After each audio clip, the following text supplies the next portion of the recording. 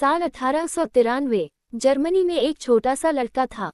नाम था hence Wilsdorf. सिर्फ 12 साल की उम्र में उसकी जिंदगी अचानक बदल गई। उसने अपने माता पिता दोनों को खो दिया। जो पैसे उसके भविष्य के लिए रखे गए थे वे भी यात्रा के दौरान चोरी हो गए। अब उसके पास न परिवार था, न पैसा, न कोई सहारा।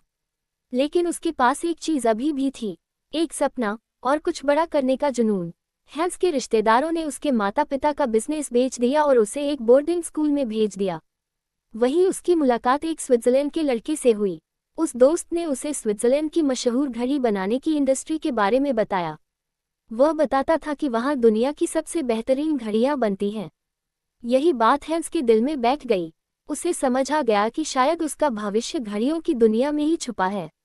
साल 1900 में जब वह सिर्फ 19 साल का था, उसने एक बड़ा फैसला लिया। उसने जर्मनी छोड़ दिया और निकल पड़ा स्विट्जरलैंड की ओर। वहां उसे एक घड़ी कंपनी में काम मिल गया। उसका काम था रोज कई पॉकेट घड़ियों की एक्यूरेसी चेक करना। ये काम सुनने में छोटा लगता था, लेकिन इसी काम ने उसे घड़ियों की दुनिया का मास्टर बना दिया। दिन रात घड़ियों के साथ काम करते करते उसने घड़ी बनाने की हर बारीकी सीख ली। कुछ साल बाद उसने सोचा कि अब उसे अपनी जिंदगी में कुछ बड़ा करना चाहिए। इसलिए 1903 में वह लंदन चला गया। लेकिन रास्ते में एक और मुश्किल उसका इंतजार कर रही थी। उसके माता पिता के छोड़े हुए पैसे चोरी हो गए।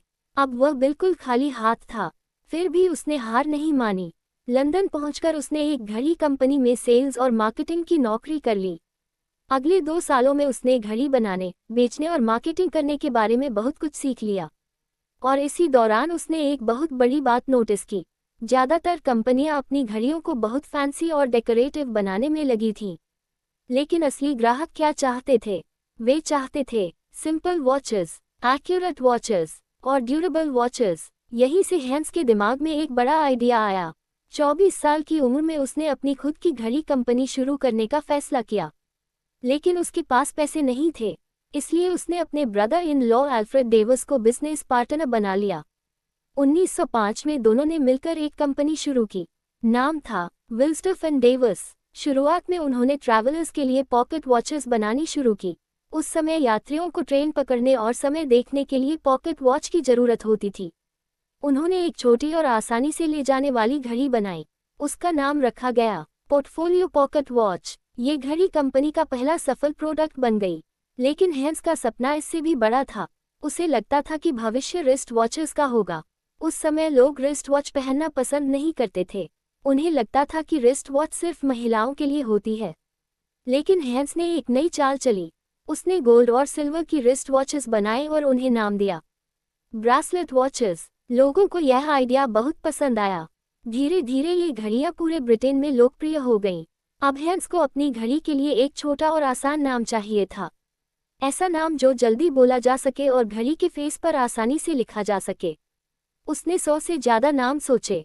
फिर एक दिन अचानक उसके दिमाग में एक शब्द आया, रोलेक्स। उसे यह नाम इतना पसंद आया कि 1908 में उसने इसे ऑफिशियल ट्रेडमार्क करा लिया।